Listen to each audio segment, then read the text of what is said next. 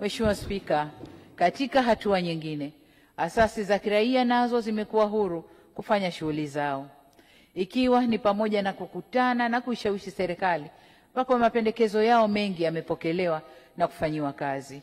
Kwa kuwa suala la katiba ni pendekezo la muda mrefu la Tume ya Maridhiano, kwa msingi huo mchakato wa katiba mpya ni miongoni mwa ahadi ambazo zinaonekana katika ilani ya Chama cha Mapinduzi ya mwaka 2025-2030.